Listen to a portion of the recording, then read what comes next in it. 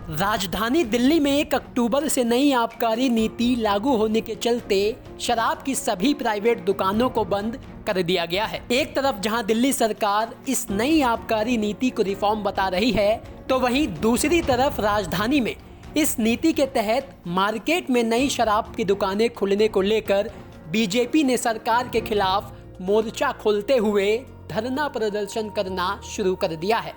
देखिए, जो केजरीवाल सरकार की नई शराब नीति है, यह दिल्ली के युवाओं को बर्बाद कर देगी। दिल्ली को शराब नगरी बनाने की जो अरविंद केजरीवाल सरकार की योजना है, हम किसी कीमत पर भी इसको सफल नहीं होने देंगे।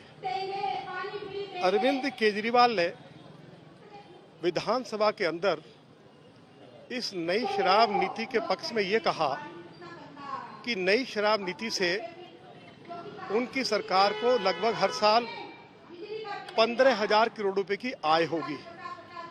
दूसरी बात उन्होंने ये कही कि दिल्ली में महिलाओं को और युवाओं को आसानी से शराब उपलब्ध हो पाएगी। तो इसके पक्ष में ये बात अरविंद केजरीवाल की सरकार ने विधानसभा के अंदर कही है। हम इसका जमकर विरोध कर रहे हैं। हमने इस संबंध में विधानसभा में भी विरोध किया और हम दिल्ली के लेफ्टिनेंट गवर्नर को इस नई शराब नीति को लेकर मिले थे। हमने अपना विरोध उनके सामने भी दर्ज कराया। तो वहीं इस मुद्दे को लेकर दिल्ली बीजेपी अध्यक्ष आदेश गुप्ता ने यहां तक कह दिया कि पैसों के लिए सरकार पूरी दिल्ली को शराब के नशे में डुबाने को तैयार है।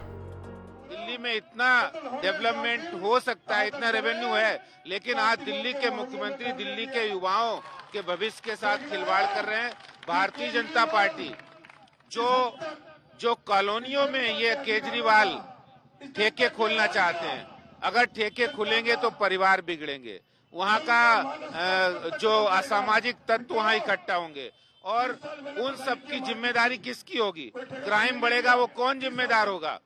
केजरीवाल साहब, जो आपको अपने रेवेन्यू की चिंता नहीं, आपको सरकार के रेवेन्यू की चिंता नहीं। असली है कि इसके अंदर बहुत बड़ा भ्रष्टाचार है और उस भ्रष्टाचार का जो ब्लैक मनी आपकी और आम आदमी पार्टी, आप सिर्फ चुनाव के लालच में आम आदमी पार्टी इस तरह की नीतियां ला रही है और ऐसे करके वो दिल्ली के अंदर एक तबाही लाना चाहते हैं।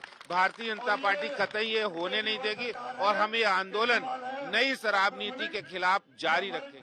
आपको बता दें कि दिल्ली में नई आबकारी नीति के तहत सभी प्राइवेट दुकानों को बंद कर नए खुदरा लाइसेंस जारी किए जा रहे हैं। इसके अलावा 849 नई शराब की दुकानें दिल्ली में खोली जाएंगी।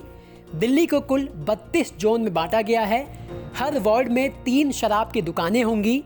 नकली शराब पर रोक लगेगी। इसके अलावा नई आबकारी नीति के तहत ग्राहक दुकानों के अंदर जाकर वॉक इन शराब खरीद पाएंगे और ग्राहकों को अलग अलग ब्रांड की शराब मिल सकेगी। आपको बता दें कि दिल्ली में 1 अक्टूबर से नई आबकारी नीति लागू हो चुकी है, जिसके तहत अब सभी प्राइवेट शराब के ठेकों को बंद कर दिया गया है और दिल्ली में फिलहाल सरकारी शराब की दुकानें ही खुली हैं। ब्यूरो रिपोर्ट, दिल्ली तक।